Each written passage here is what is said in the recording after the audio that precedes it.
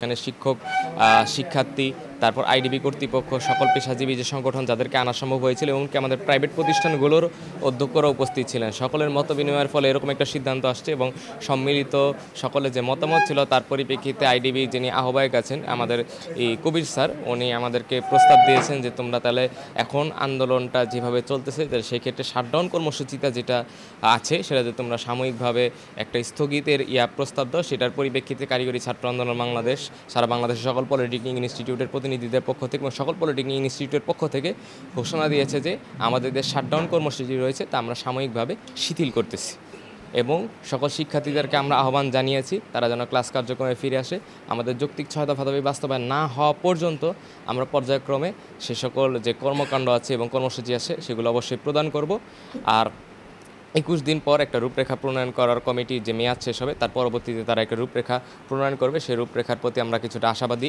তারপরও যদি রূপরেখা ছাত্র সমাজকে সন্তুষ্ট না করে তো সেক্ষেত্রে আমরা প্রতিক্রিয়া জানাবো ইনশাল্লাহ। বর্তমানে আমি আইডিবির ফার্স্ট জয়েন্ট সেক্রেটারি হিসেবে দায়িত্ব পালন করছি।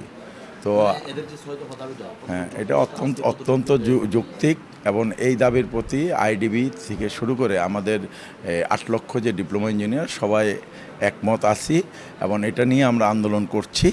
পাশাপাশি আমরা সরকারের সাথে বসে এটার ব্যাপারে একটা সুরা হয়েছে।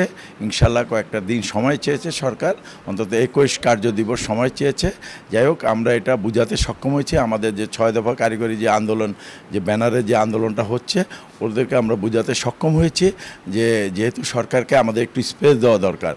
তো এইভাবে যেহেতু আইডিবির আমাদের যে মাননীয় সভাপতি এবং সেক্রেটারির ঐকান্তিক প্রচেষ্টায় এবং ছাত্রদের সহযোগিতা, শিক্ষকদের সহযোগিতা এবং ঢাকা পলিটেকনিকের প্রিন্সিপালের সহযোগিতায় আমরা সবাই একমত হয়েছে এটা সাময়িকভাবে স্থগিত করার জন্য। এটা মানে সাময়িকভাবে স্থগিত। যদি সরকার 21 দিন যে কর্মদিবস দিয়েছে আমাদের, যে সেই কর্মদিবসের ভিতরে যদি আমাদের দাবি দেওয়া পূরণ না করে, মানে আমরা যদি সন্তুষ্ট না হই, ডিপ্লোমা ইঞ্জিনিয়ার সমাজ যদি সন্তুষ্ট না হয়, তাহলে আমরা আবার বৃহত্তর পরিষদে আন্দোলনে নামব।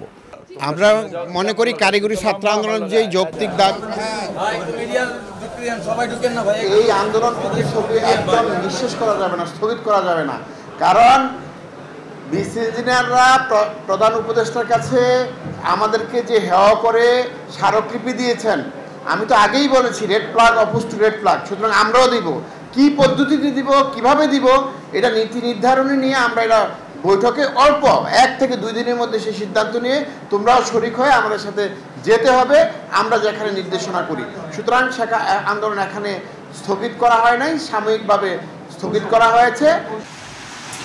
আমি কিন্তু ওই ছাত্রদের বলবো না যে তোমরা তোমাদের আন্দোলন বন্ধ করে বাড়িতে চলে যাও, ক্লাস করো না।